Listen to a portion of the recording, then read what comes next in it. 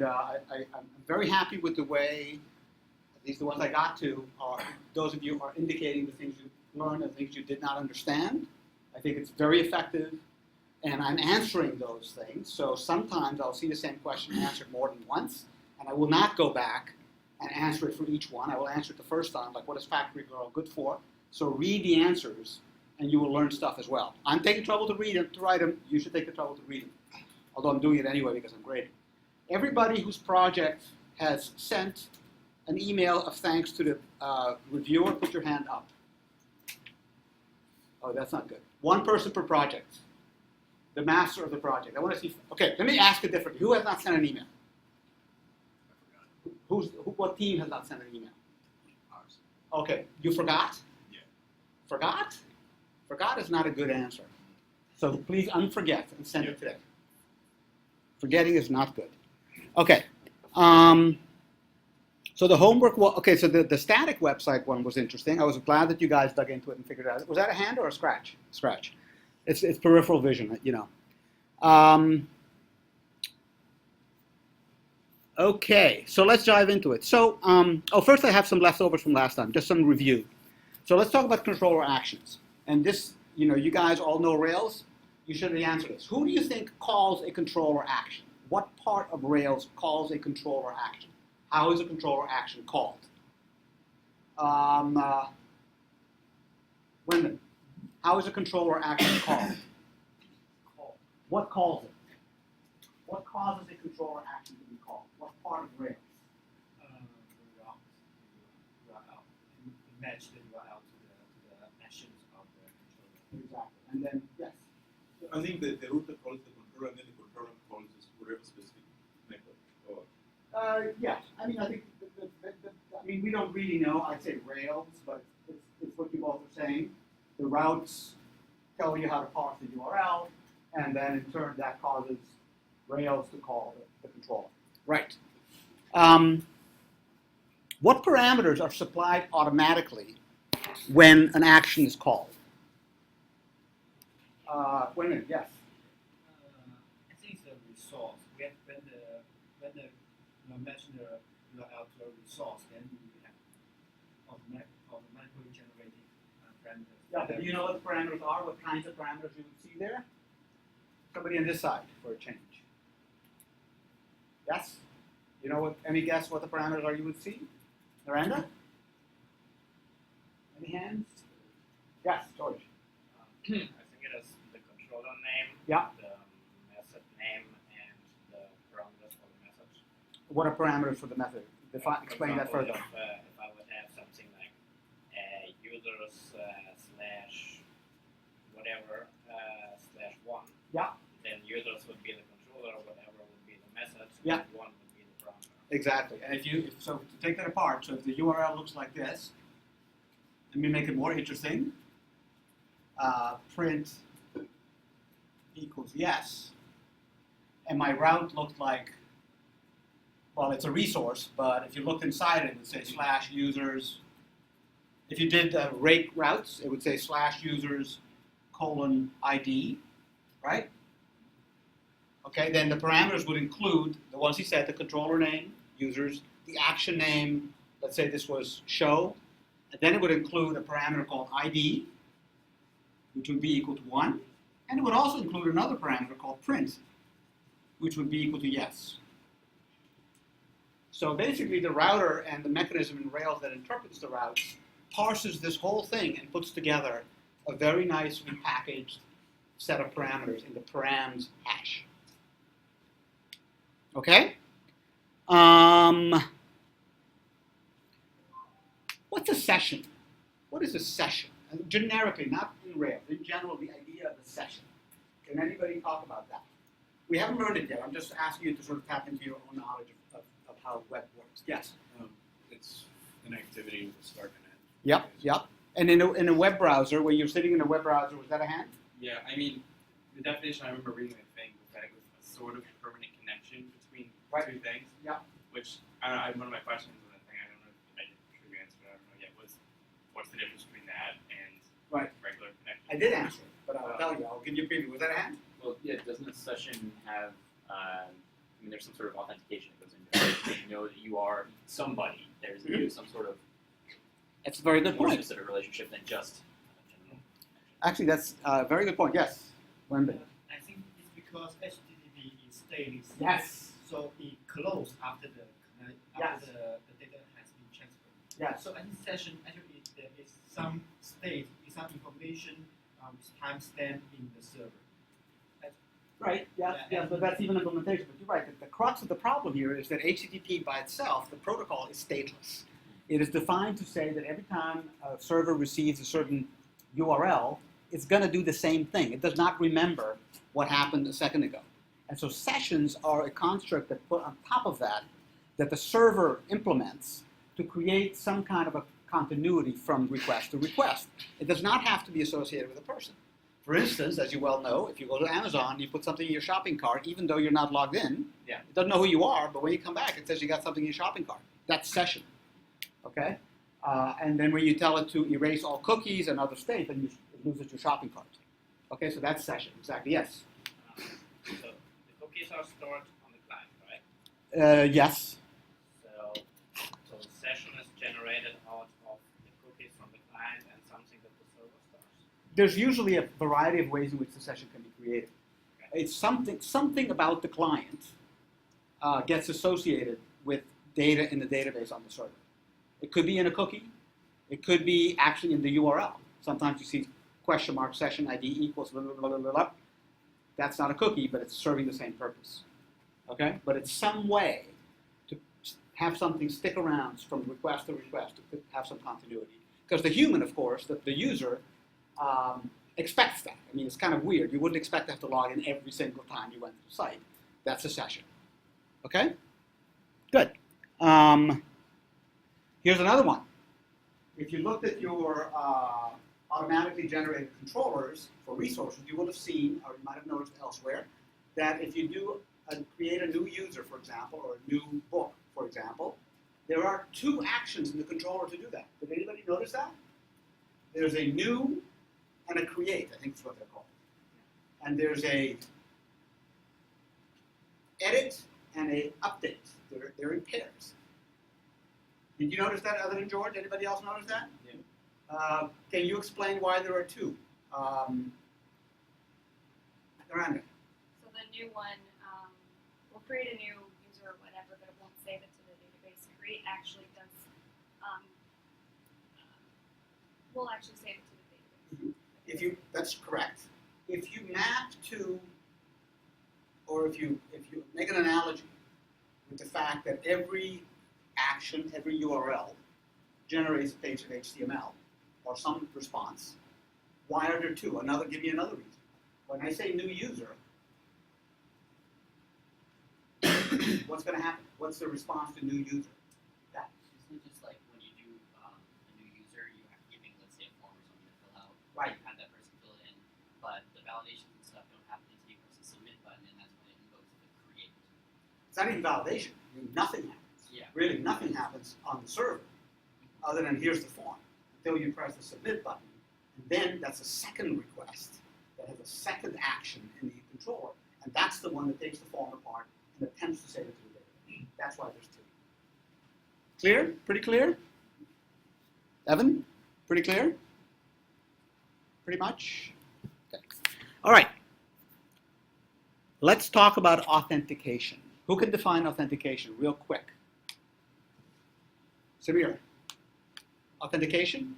What is that? Authentication will tell us like which user logged in. It's to see who the user is.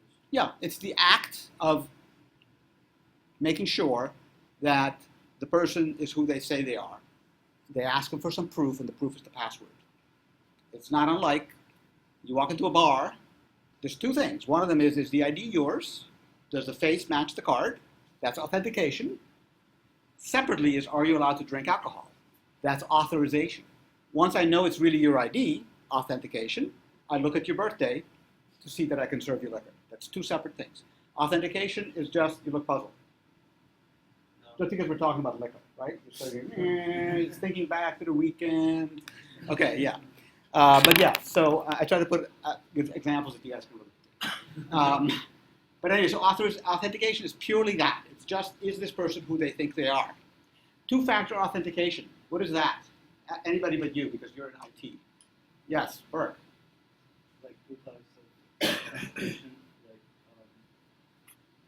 one is like something you know, one is something you are, And what's the third one? and one is something you have. Yes, exactly. Did you hear that? That's a little slogan in security. Something you know, a password. Something you are, a fingerprint. And something you have, which is like a token or a cell phone or something like that. Yes. I was going to say, is, from what I've seen, most two-step authorization is like, what's it called? Like, there's that one for Google. Yeah, right. So what are the two? Something you, It's your password, which you know, and then on your phone, you have. app that generates Right, codes. right. If you add the 5S as a fingerprint, that could be something you are, right? Okay. So what we're focused on here is purely authentication. We're going to do the simple, most way of doing it, okay?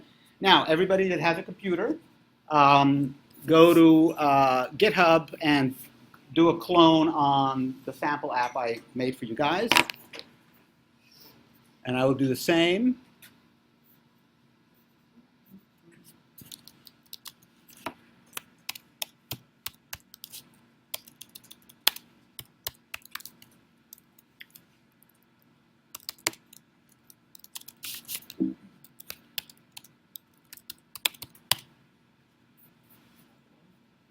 Which one is it? It's called Auth Demo. Isn't there a link on the web page, everybody? No? There's no link? Okay, sorry about that. Thought I put a link. It's GitHub, Pedo. Let me just give you the GitHub, Pedo, and it's called Auth Demo. So it's github.com/pedosalas/auth demo, authentication demo. Okay? So,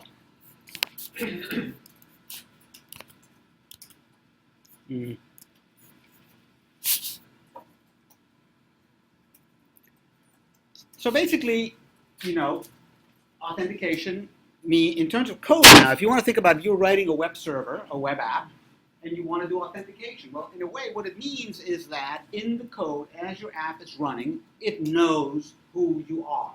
It knows that you're logged in, right? Thinking about the internal architecture of a web app, any one of your web apps, what would it mean? How would you answer the question, who is currently logged in? Give me a method name and what the return value and the input values of that method might be that would allow your code to verify if somebody was logged in. Yes? Current user. Current user. What would it return? What would the current, somebody else. What would the current user method return? Current user method would return, yes. Permission return the user. What does that mean to return the user? The user object. Be more geeky. The user object. Yeah, the user, in other words, there's going to be always, pardon? Is that a mumble? The active record. Yeah, there's always going to be a model, a table in the database, which are the users. It's often called users. It could be called accounts. It could be called any number of things. But it's the record in the database that reflects all the people that have permission to log in to this particular service. And it includes information having to do with the password, so that we can make sure that the user types in the right password. And it also includes things like what this person is allowed to do. There may be a Boolean that says I'm an administrator, or there may be an integer that says I'm user type 1, 2, or 3, or whatever. There's any number of ways of indicating something. Okay, yeah, good job. Yes, excellent. Okay, so remember also there's the case of no one is logged in. So when you ask current user, the current user method, it might return nil, meaning nobody's logged in. It sometimes returns a special number, like you might reserve 1 to mean nobody's logged in. Okay? And there's a lot of other more specialized cases. Like you may want to have like an Amazon, not simply somebody's logged in or nobody's logged in, but even if I'm not logged in, it might remember my IP address, or it might remember simply some random hash that's going to correspond to me. So when I come back tomorrow, it still knows it's me even though I haven't logged in. Okay? So, on the command line, just go run Sublime as a file. Okay, I mean, I'm not seeing it on my desktop. Get me to help you. Yeah, I mean, can you give Joe a quick hand? I don't know. Okay, so so what are the things that you have to do to authenticate, right? So the first thing you have to do is display a login page. Now, a login page is nothing but a form in Rails. Now, we haven't talked much about forms, but you've seen some examples. In the coming lecture, I will talk a little bit more about forms, but you've seen examples, and we'll look at one here. Okay, so it's got to present a login page. That's one thing it has to do. Another thing you have to do is have some way to create an account creation page. You have to have a way to log out. Okay? Right. So the things that the authentication mechanism should not do is decide what or enforce what a certain person needs to do. The way the enforcement ends up working is in your controller somewhere, you will say, if there's a logged in user, then get the user's user record and look at the admin flag or the user role flag or whatever, and if it's set to something that would not allow them to do, for example, this delete, then throw an arrow. So it's literally just go to your controller that sees who's logged in, sees what their capabilities are, and then throws an arrow or allows it to do it. That's all authorization is. We won't talk about it right now. So the things it should not do is decide what operations that user may or may not do, and of course, it should not ever store the password in the database. Why? And even given that we know it, how come people keep stealing passwords? Yes. Well, the reading said that if someone gets access to the database, Yeah. that way they still don't have any of the passwords. Right, correct, right? And so that's why when you call X company, back in the day when they had phone numbers to call, and you say, I forgot my password, they would never say, your password is foo. They wouldn't give you your password because, by and large, the administrator doesn't know your password because they're encrypted. Okay, so everybody knows that. That's elementary, right? Elementary, don't give out passwords.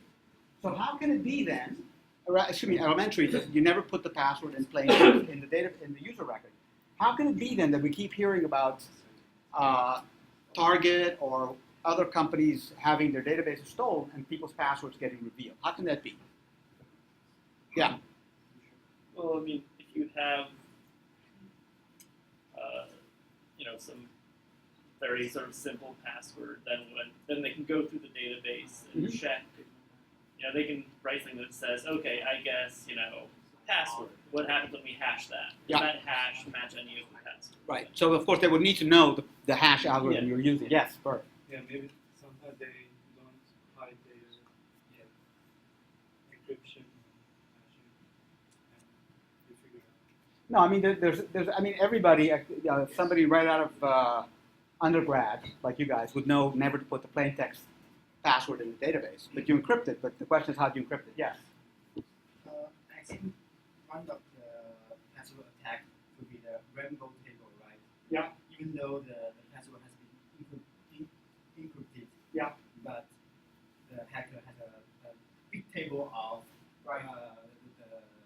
the user password encryption, so we can match. Yeah, that's called a dictionary. Yeah, dictionary. Yeah, and the problem is, of course, you need to know what the encryption algorithm is that the system uses, and then you need to have a dictionary that includes all the possible words. And so they tell us not to use English words and so on. That's all to avert that. Okay.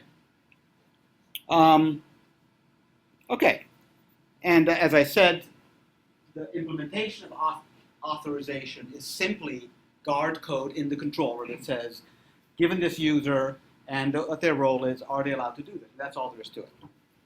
Okay, so now let's dig into a lot of nuts and bolts. Oh, there it is. You guys didn't see it. There's the auth demo source. Okay. So, first of all, as you know, Devise is a very popular gem for implementing authentication. And it's great. It's super customizable. It lets you authenticate with a password and any number of other mechanisms, and it saves you a lot of work. The problem with it is two things. One of them is it adds one more layer of magic, so you get it to work but don't really understand what it's doing. And often it's maybe tricky to get to work. I don't know, how was your experience trying to get it to work? At first it was kind of ugly. Yeah. But once I figured, I mean, the real trick, like you said, is it Yeah. comes as a black box. Yeah. The real trick was figuring out how to open it up. Yeah. So once I opened it up and kind of got a look under the hood, Yeah. then I started coming across some very interesting errors, but I was able to Yeah.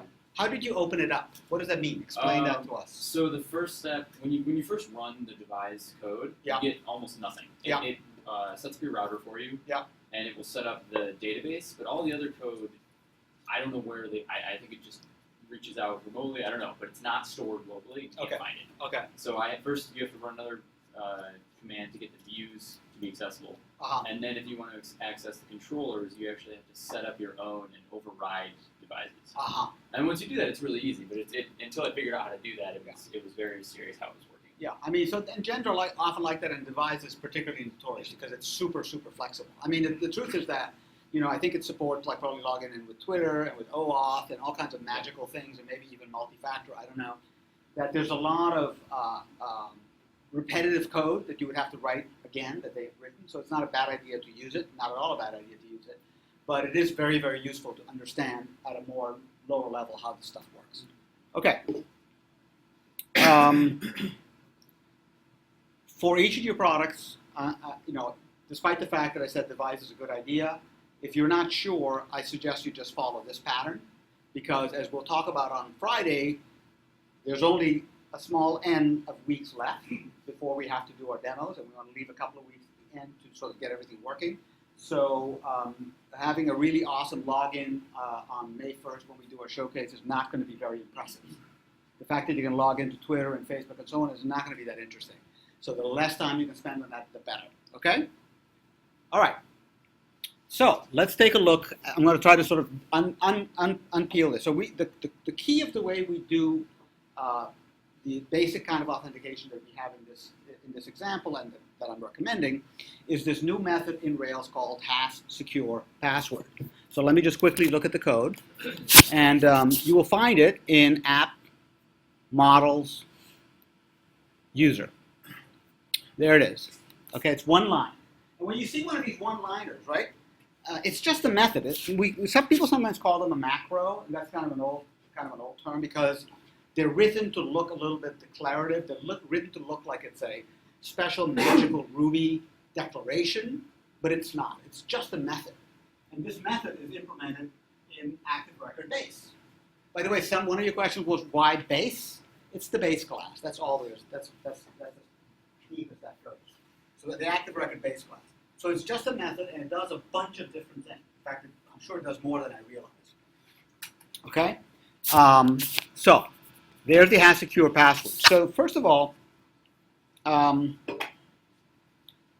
of the critical things that happen when you use hash secure password, and by the way, when I talk about specific names of things, like I talk about password digest and password validation, I think are the three names that you will encounter. Those names are all defaults, and without looking into it, I'm sure you can change them, but you make your life easier just to use the defaults. Okay? So the first thing that hash secure password does is that when you try to store a user record, it's going to take the password and, first of all, validate it. Second of all, encrypt it. So let's take a look. Let's go to the code.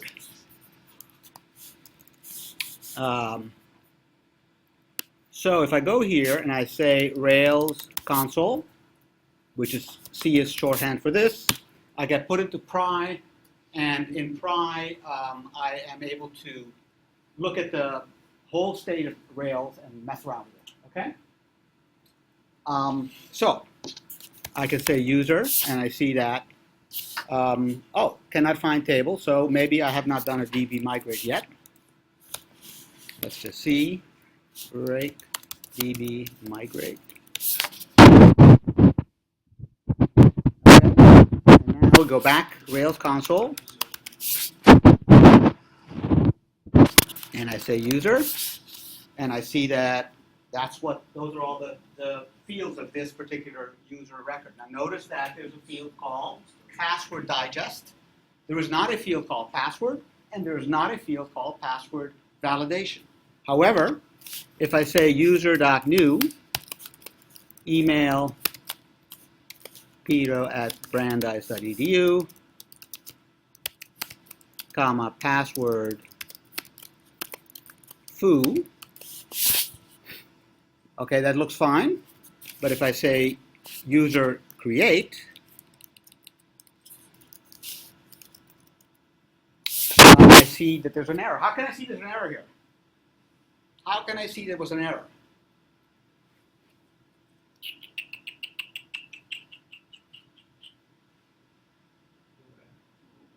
Roll back. Couple of details for your entertainment. User.new creates the user object in memory. Does not attempt to save it. Does not run validation. Oh, maybe it does. But it does not attempt to save it. User.create attempts to save it. User.create without an exclamation point returns an error as an error return. With an exclamation point, throws an exception. So we just saw 3 different variations of the theme of creating an object which is based on active record model. Create, which attempts to create it and save it, run validation. Create bang, which does the same, but instead of returning an error code as a return value, it throws an exception. And user.new, which simply creates it in memory. Okay? So, it fails because it's saying password confirmation cannot be blank. Interestingly enough, there's no field called password confirmation here. Odd, isn't it? Let's go further and say password confirmation, I think that's what it's called, bar, and I get an error. It says password confirmation does not match password. Now, first of all, where does this password confirmation idea come from? Where have you seen this before? What does it mean? Why is it there? Yeah. When you're signing up, usually they make you put in your password twice, so there's no typos. Exactly right. So correct that. And I make it foo also. The fact that there's a ID here tells me that it was successfully saved to the database. And I look, and there's no password here anywhere. Instead, there's a password digest. Couple of interesting things going on here. Okay? First of all, and these interesting things are done for free by virtue of having put in the has secure password line. Okay? First thing that's happened is that we learned that you can do validation on parameters to user.new or base class.new, which are not actually in the database. So you will find probably a built-in validation that's checking for these 2 mysterious password and password validation fields in the new command, i.e. in the parameters to the constructor for a user, and it's comparing them to make sure they match, but then it's throwing them out. Well, not quite. It's not just throwing them out. What is it doing before it throws them out? Pardon? Comparing them and then hashing. And then hashing them. Okay, hashing them, i.e. encrypting them. Okay?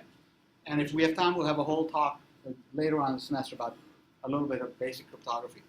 But it basically takes these 2 parameters. I had foo for both, boom, boom, boom, whatever it was. And it matched them to be the same. It computed this, and then what it actually stored was, password digest. Okay?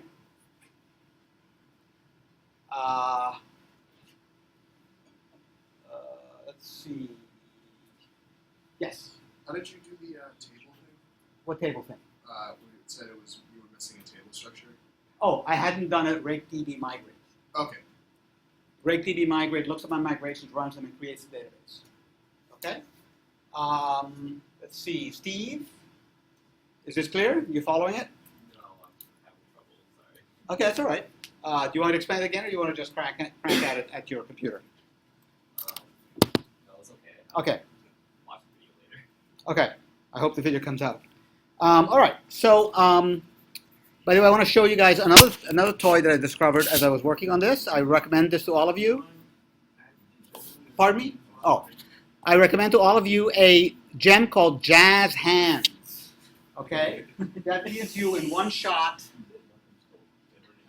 prize support, nice output for your tables, a lot of handy database things, debugging things within Rails. So Jazz Hands, I recommend it.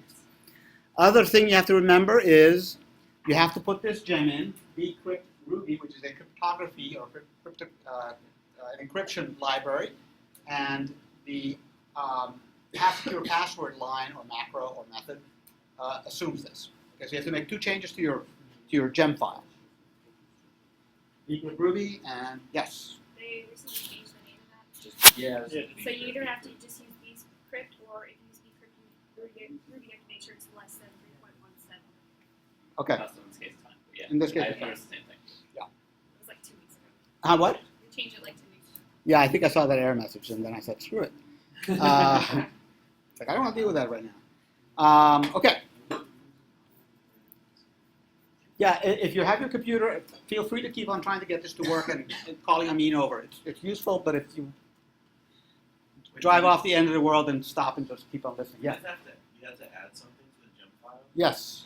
But you don't know you're using my download thing because they're already in there. That's what I was Yeah. Okay.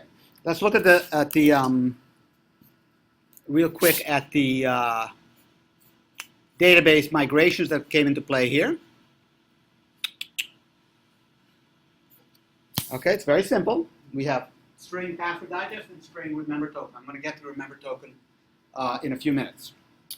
Another thing that I want to point out, because we talked about a little while ago, I'm getting into some Rails nuts and bolts, but I think you guys like that.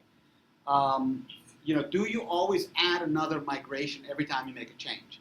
This early in the coding, I usually just modify the first migration and rerun it from the top. That way, I have it all in one place. It amounts to the same thing. So I do a rake, db, migrate, reset, which basically erases everything and runs the migration again. Of course, you lose any data you had in your database. You lose data you had in your database, but the advantage is you have just one migration file instead of 20 every time you change it. And you really can do that you can do that totally safely even for your products until and unless you have data in your database that you care about. Okay? I also added, by the way, on request in the crib sheets, actually I probably already had this, take it back, but I added to this.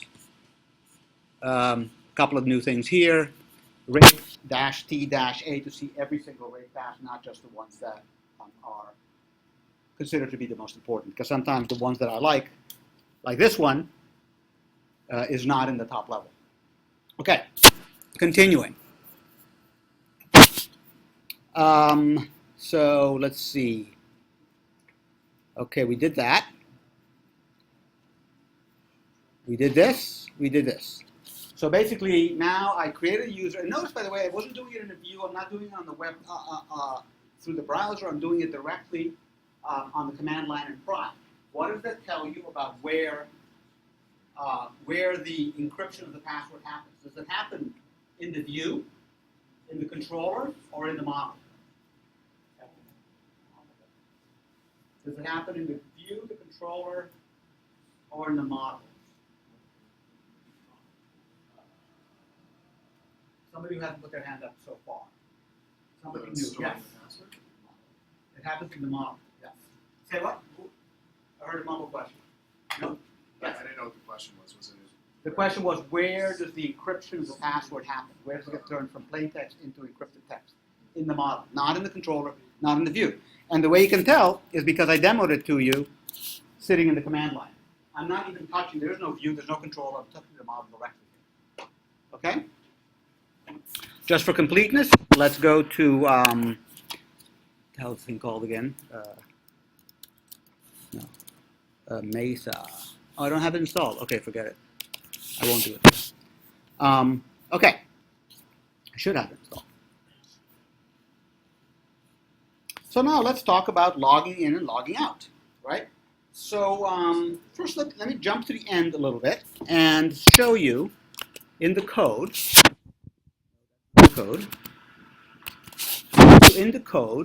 in helpers, in session helper, sessions helper, some key methods. Now we talked about helpers before, right? And helpers are just pieces of code which allow you not to write too much Ruby inside of your view. So they're little macros to be used in creating your views, okay? And one of the most important ones is the one that Nick talked about, which is the current user method. The current user method. It's just a method, and I'm going to explain later what all this stuff is, but in the end, it's going to return an instance of the user class, which corresponds to who's logged in. Okay? All right, so let's jump in and say, how does the login work? So the login is just a form, and so let's take a look at the login form. Where would I find the login form? In the views, exactly. So let's go look at the views. Views, it happens to be in sessions. It happens to be called the new. That's it. Very simple. Okay? It's a form like any other. I just want you to get this through your into your mind, into your low-level memory. Login is automatic. It's just a form. Okay? And it has two fields. One of them is the email, and one of them is the password. And so we're using the email to log in. And the question really is now, what happens when I hit sign? Okay? So let's look at the roots now. Because remember that because they're just views, because they're just displayed on the screen, they all must have a root. They all must be somehow represented in routes.rb. A route, roots, whatever. So let's have a look at that. Routes.rb can be found in the config subdirectory routes.rb, and we see several lines here. Let's ignore these for a second and simply focus on, we got resources which are users, because we want to be able to do /user/1, /user/1, or /update, things like that. But then there's another one called sessions. Now here's a weird thing. It's a resource, and by virtue of being a resource, it means that it has a collection of URLs that it understands. However, it's not a table in the database. That's weird. That's a little bit hard to get your head around initially when you first see it. Okay? It's not something that gets stored in the database. It's something that's generated on the fly as a result of a successful login. Okay? And it's a thing that gets deleted on the fly to indicate you've logged out.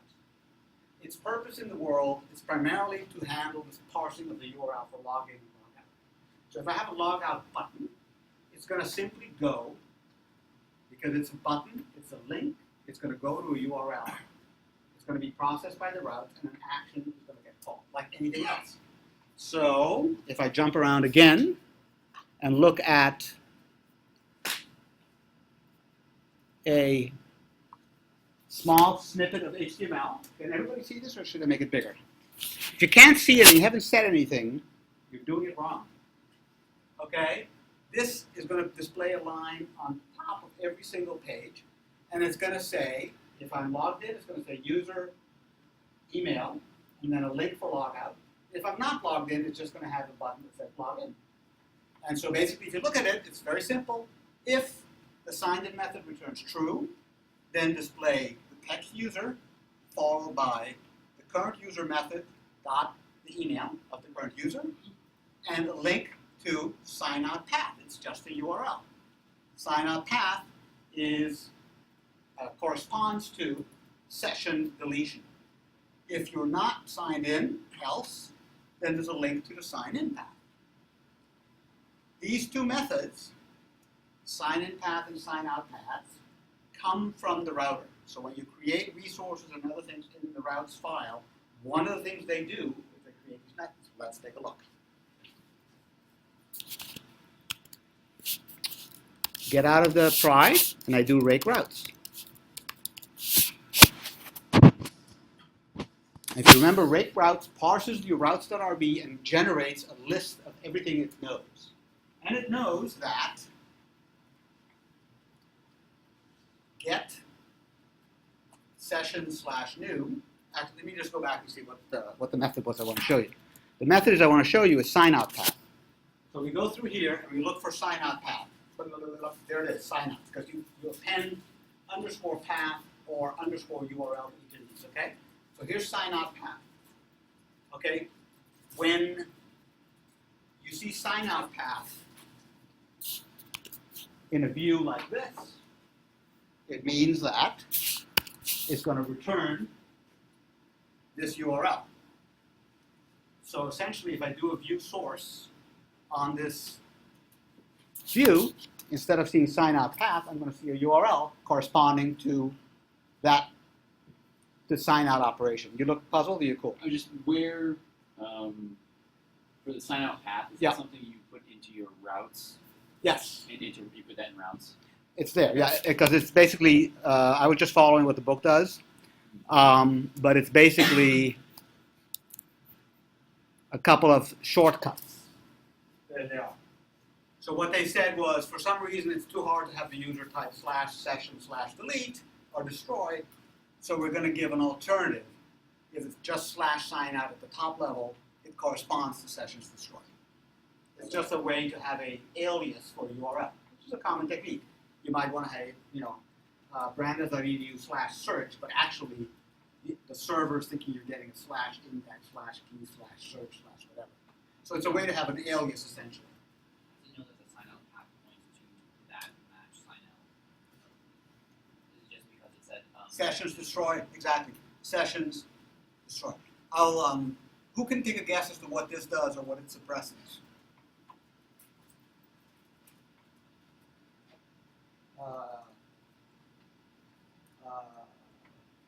Yes.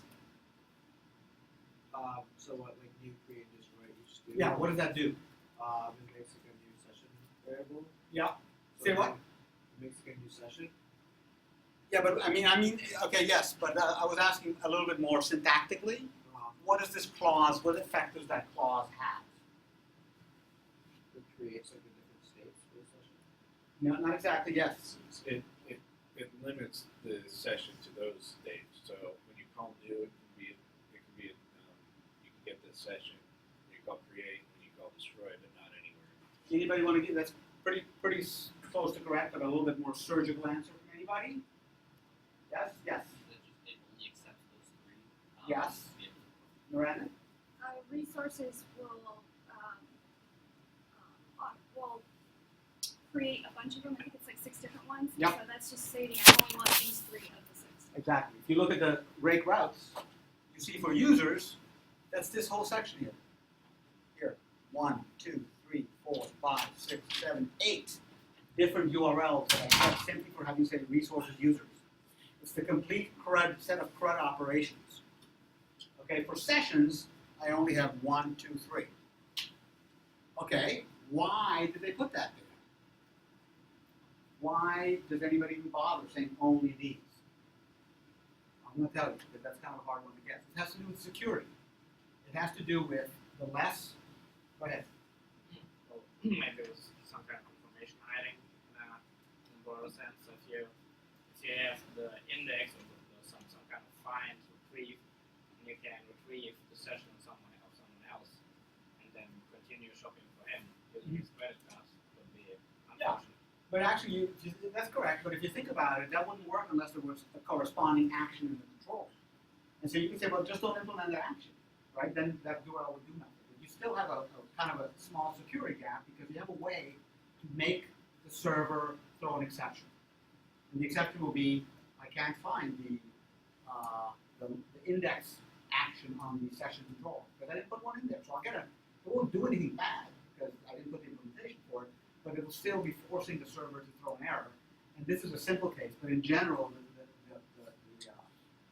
the guideline is to make sure that your server only processes the URLs that you need it to process. It's a classic security hole when a server processes some extra URLs because of an automatic generation of URLs, which then lead down a path to a security hole. So that's the only is just saying exactly what each of you said, which is resource by itself gives you 8 paths, 8 methods, 8 expected actions in controller, and by putting that only clause, I limit it to 3. And this is the way you check. If a URL is not being processed correctly or is giving you a surprise about how it's being processed, do a rake route so you can see what it's doing. Okay.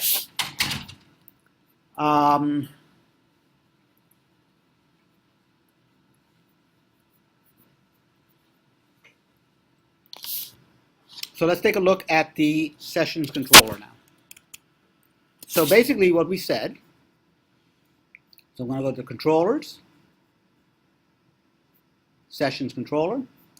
Remember that sessions are weird. They are a resource, but there's no model. Okay?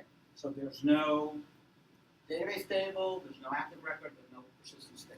But there is a controller, and you see there's three actions corresponding to those three things. A new session, a create session, and a destroy session. Now we said the new session, all it does, the action new on the session controller, which is the result of the /login path, all it does is displays a form. And that's the login form, right? Where's the form? I don't see it. How's the form getting displayed? Which one? What's the view? What sessions doesn't really have? Well, it has a sessions view. It's new.html.prb. And why is it called new? Because of that. So it's basically looking for a view in the directory called view/sessions called new. And if we look at that, views, sessions, there's new. And that's what we were just looking at. Okay? And it displays this. And let's run this server. Let's take a look at this thing in actual execution. So I'm going to do Rails server. And I'm going to go to my browser, open a tab, run this. By the way, here's that sign-in thing I just showed you in the view. I click on sign-in, and it's going to display that. There it is. It's very ugly, but there it is. Okay? So a couple of interesting things to notice. It still has a sign-in link here. It has two fields and a sign-in button. Okay? Let's look at what the HTML looks like.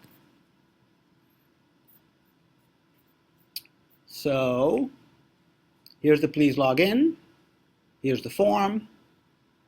The form starts with an indication here of what to do with the action. The action is to do a post. Remember, HTTP always has a verb. This is the post verb on this path, /sessions. Post on /sessions. That action parameter, which is, this is vanilla HTML. There's no Rails stuff in here. There's no, pardon? Yeah, exactly. If you look at the corresponding ERB, the view in Rails, it said here sessions_path, right? If we look at the resultant page, it says here action equals /sessions. If you go back to here, oops, and do a rake routes, you will see that right here, we have one line that says the result that sessions post, which is what we just saw, generates this URL and goes to the action called create in the sessions controller. Okay, good. Let's go look at that code. So we're going to go to the actions, the session controller. So we go to controllers, which are up here. There's the new. It did nothing, right? It just displayed the view. Here's create. Aha! Well, I'm going to show you another technique, another debugging technique here. I'm going to put here binding.pry, which is the way we get a breakpoint. Save it. I think I have to restart the server, so I will restart the server.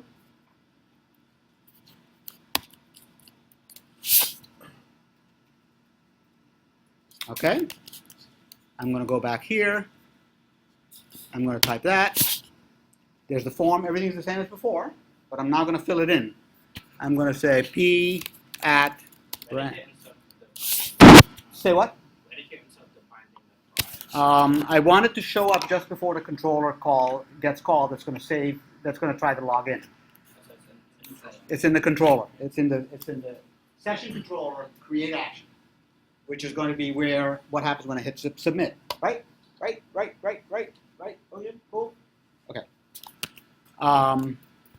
So I forget the name I put in, but let's call it pedo@brandeis.edu. P doesn't matter, and it was foo, I think. And I hit sign in. Ah, go away. And it stops. Look at that. Nothing's going on. The server's hung. Why is the server hung? Anybody? Pardon? Yeah, hit a breakpoint. Yeah, where do I go find the breakpoint? Where I ran the server. There it is. There's my breakpoint.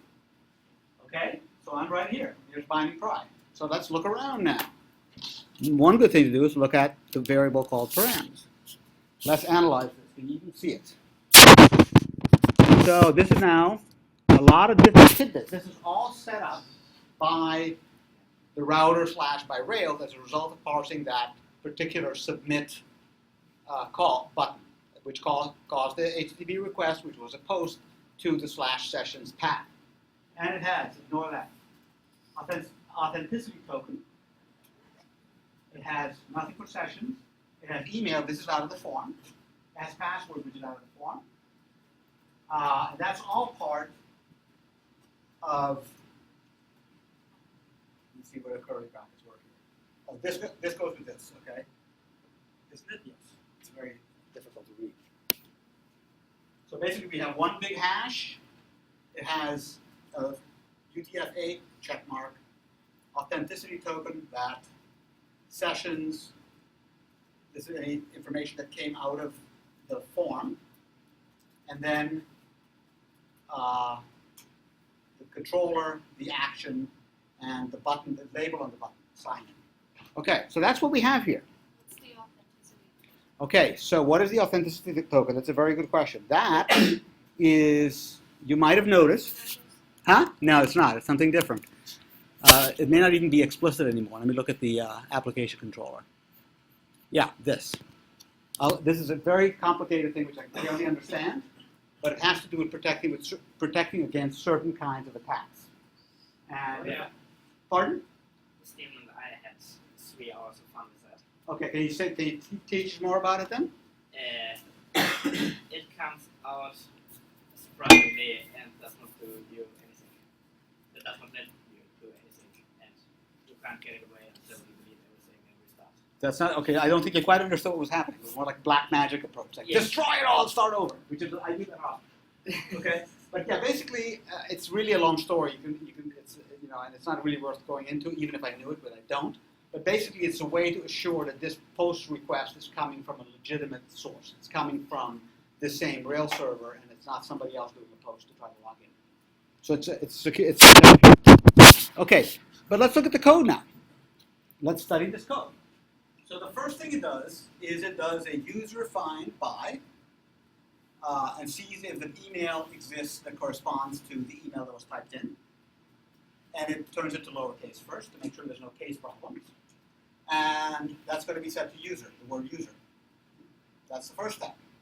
The second step, it says if I got a user and it succeeds on the authenticate call, then this is the right person.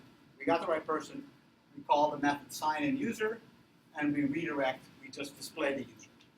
If it fails, so we did not authenticate, i.e. the password did not match, then we put this error message, and we go back to the new form. So we ask for the password again. Some people ask what flash is, by the way. It's the less there than meets the eye. It's just a mechanism to allow you to display a very transient error message on a web page. Okay, the only characteristic that Flash has is that the controller will erase it every request. So if your view includes in it, and you'll see the ones that are built by the scaffold will include this, at the top, an area that says display a flash if you have one, that's how it shows user logged in and user failed. So it's just an error message thing. Okay, let's look at this user authentication. Let's go back to our Rails console.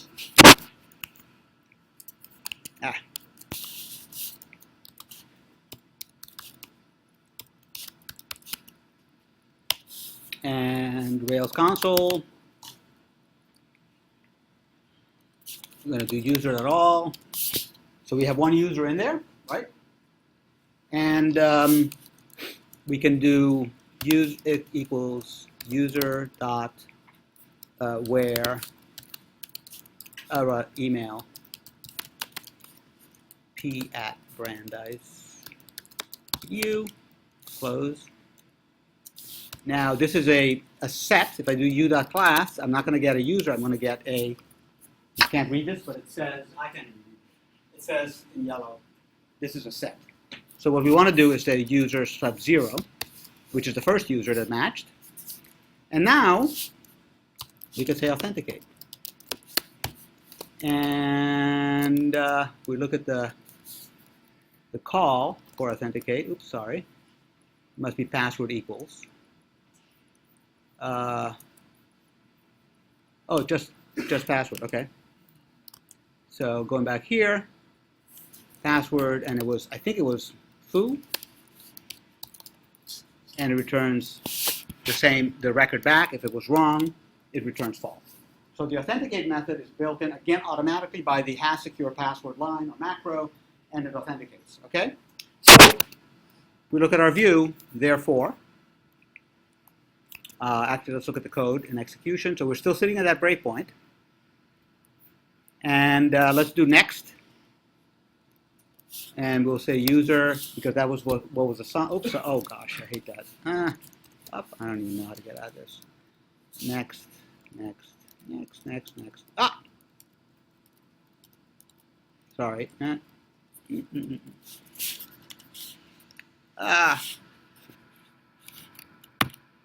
screw that. Get rid of the break.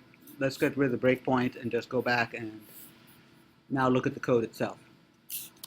So basically, everybody understands this, right? User and user.authenticate. Who does not understand this line? Be honest, because I know at least one of you does not understand it. I don't know who it is, but statistically speaking, one of you does not understand it. Anybody else? Daring enough? Okay, then I'm going to ask.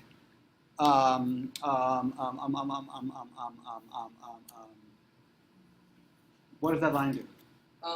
So it's going to the model, and like it's finding the user by the email which is given by the params. The sessions figures out which session it is, then the email pulls the actual email from that session, and then it downcases it because it's all stored in lowercase because all your database is stored in lowercase because there's some issues with it's kind of like using emails. Yeah. Not all servers, They, I guess. they are, yeah, I mean, that's just a convention. They'll store all of the emails. Now, your explanation of why the word sessions is here is not correct, but I'm not going to go into it, but I'll leave it to each of you to figure out why it says sessions password or sessions email. I'll leave that. I don't want to spend time on that. But basically, you got it. So this if is going to basically test to see whether the user was found with that email, and furthermore, whether the password was correct for that user. Okay, now we're going to do sign in user. So let's look at that. We're going to find that in the helpers. So I'm going to look at session helpers. Is that a hand? No. Okay. Where the hell are my helpers? Here we go. Okay. So sign in user. This is the key one. Okay. This is going to be hairy. Ignore the remember token for a second, because I'm not even sure if I can explain it. It's a little convoluted. But basically, net is it stores into this instance variable the user. So the way, now we know the login was successful. That happened in the controller. This is just saying store in an instance variable the user. This user here is the instance of the user object corresponding to who's logged in. Okay? So the way you get somebody to log in is once you check the password, you just remember it in a local variable. You look very puzzled. Okay. Before we do the remember token, let's do the vanilla thing. Because nobody said, Rapido, once I refresh the screen, how is that user variable still around? Okay? It's in the session.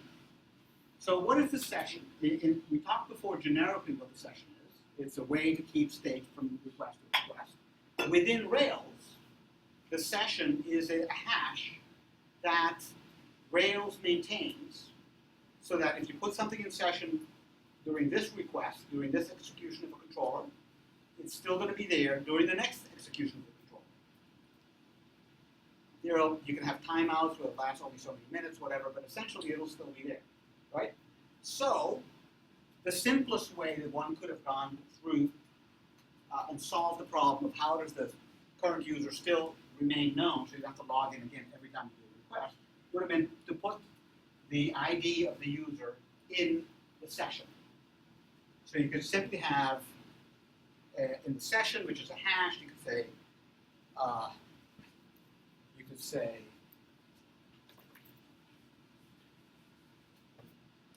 session.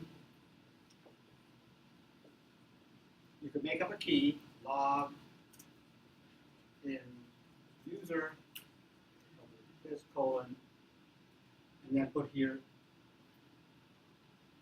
user.id. And the effect of that would be that every time you went to a controller, the user ID of the login person would be sitting in the session. Why is that not a good idea? Sharat, why is it not a good idea? Okay. Yes? I mean, isn't that also sort of a security thing? Yeah. Where you don't Say more. want, I mean, I don't know the specific case where someone would get the session hash, but I thought the basic idea was just you want to give out as little information about your user as possible. So if you just have it stored in plain text as their user ID, that's very easy to access. Especially if it's a number like 3. Right, Right? exactly. There's actually an attack called the session hijack attack, which is exactly what this would be. If I knew that there was a cookie that was called logged in user associated with my site that had a small integer in it, which corresponded to a user, I would just put a cookie by hand, call it 3, and see who I got via session hijack. Because I would be able to pretend to be whoever was logged in. And even if the server was clever about knowing that user 3 was not logged in, I would just look until I found somebody who was logged in, 3, 4, 5, 6, 7, eventually they would find me. Major security hole. So you don't want to put it in here, but absent security issues, this would be fine. Because now every time a controller action ran, you could look inside the session hash, look for the key called logged in user, find the user ID. If it was nil, there would be nobody logged in. If it was a number, that's who's logged in. Okay, that would be the vanilla implementation, but that's got big security holes. So the remember token is a way to get around that. And I'll leave it for you to, given that, I'll leave it to you guys who want to know to dig in to understand it. Maybe I'll even put a question. But it basically causes, instead of saying logged in user, it's going to have remember token, and that's going to be a bunch of gibberish. It's going to be a hash number, which is going to be impossible to forge, and it's going to prevent anybody from hijacking the session. Is that a method you wrote? You remember token? Yes, I didn't write it. I copied it. It's not from this. It's basically in the user, I think it's in the user model, if I remember. Yeah, it's in the user model. Okay, and that's directly out of the chapters. Okay? I mean, there's a multitude of techniques to do this. So the important thing for you to understand, in fact, we can do this, which would be amusing. Let me just try to log in. Oh, did I kill the server? Oh, it's still in the breakpoint? I did kill the server. Let's just start the server again.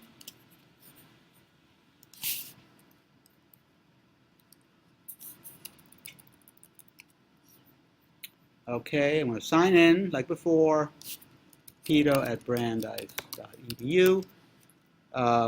Foo. Don't do this. Oh, did I not remove the breakpoint? You did not. Go. Continue. What the hell is it? I don't know. Okay. Okay, and I'm logged in. It now says user Tito Sal p@brandeis.edu. Ask me to sign out. If I now ask the browser to show me your cookies, well, I don't want to bother. I don't even know what the command is. But if you look at the cookies, you're going to find a cookie not called logged in user. You're going to find a cookie called remember token. And that cookie, by the way, cookies are just name value pairs. It's going to say remember token, and the value is going to be some long random number. And that, on the way back, when I'm trying to see who's logged in, the code is in there to convert that back to a user number or nothing to find out who was logged in. Okay? All right. We have 7 minutes to go. I'm going to see how I can best use those 7 minutes. Any lingering questions while I look around? Anything that you want to go back to square one and have me re-explain? Or do you want to just have time to go look at the code and understand it? Is there any way to like pre-process the data after you press submit? Like if you want to like pull something out, or let's say you had a script that was supposed to take in a given string and Yeah. you want to pull out certain things before you press submit, and then only save that information. Absolutely, in the controller. Because in the controller, remember when I said I looked at the what was contained in params? Yeah. I could do all kinds of, I could do anything I want with that before I save it to the database. So for instance, if I look at the corresponding users controller and the corresponding create, which is this built by the scaffold, okay, here it is again, user params, user creates a user, but then here you could actually, instead of doing that, you could take this data which is coming out of the form and do whatever you want with it before you go ahead and try to save it. So in the controller is where you can do that. You can do whatever you want.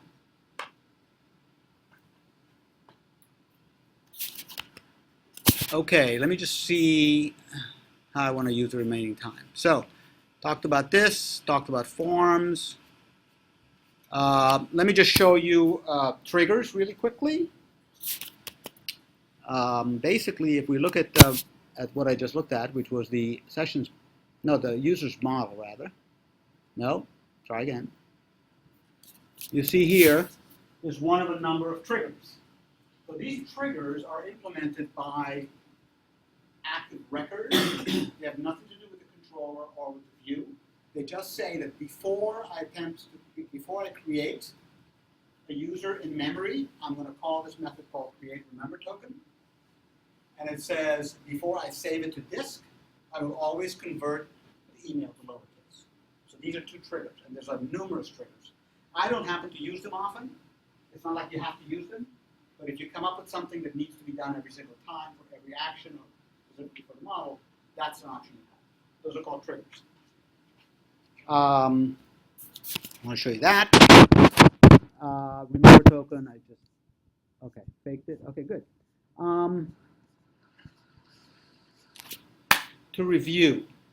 So we talked about the fact that the sessions is a controller that has no database model because it's the thing that manages the login and logout. And we need a controller because in order to log in or in order to log out, I need some URL to be invoked. There has to be a login link, there has to be a logout link, there has to be a display create account link. Those are all URLs. To get URLs, you have to have routes. And to get URLs, you have to have a controller. So we use a sessions controller. It's a technique. It's unusual to have a controller that does not have a model, but it's not super unusual. So that was one thing. The second thing was the notion that the state of being logged in is simply a global variable, quote unquote, which contains the ID or the instance of the user object who is logged in or out. The third idea was, and now we're going to use the session word in a different way, that because HTTP is stateless, it means that every time we refresh the page for any reason, all the instance variables are lost, and so somehow you have to carry who's logged in on from request to request, and you use the session feature in Rails for that, which gives you a hash which gets constructed and restored every time you have a request. However, simply putting clear data of any kind, user identifiable data of any kind in a session, which usually becomes a cookie, is a big security hole, and so there's often some cryptographic trickery. The other idea was the hash secure password line or macro in an active record model, which gave it automatically the password validation, the encrypted password, and numerous other things which are happening behind the scenes to make it easy to create authentication. So one more thing I did in passing, I just want to show you just to sort of give you is this notion of layouts. So if you look in views layouts, you'll see application.html .erb. That is the Chrome, if you want, or the text, the standard text that every single page that this server generates has. Okay, in this case it's HTML, it's head, it's style, it's head, and so on. And then when you get to whatever the view generates, it gets stuck into where the word yield is. But that doesn't mean you can't put other stuff in this page. So if you want JavaScript, you might put it over here. If you want CSS, you might put it over there. What I did is I did a render partial layouts header. This is like a little HTML subroutine. Okay, and I said before you even do the body that the view is generating, go find a file called layouts_/header and put that in here. And I did that just to make it a little clearer. So if you look at _header, you see the snippet of HTML that gets stuck in on every single page. And that's the thing that says sign in or sign out. So those are called partials. Whenever you find you're writing non-dry views, that's a bad sign. What you want to use is a partial. Okay? So that's all I've got. You survived. This is tricky stuff. Once you get the hang of it, though, you're gonna. If you understand this, and it's worth going back and trying to understand the lecture when you have time, I think you'll understand a lot of really important concepts. On Thursday for lab, there's homework to basically apply some of this stuff, but the whole lab is going to be team project work. Now, you're going to have to do team project work before the lab to prepare the deliverables for the lab, but the time is going to be all for you guys to do programming together as a team. Okay? That's it. Thank you very much.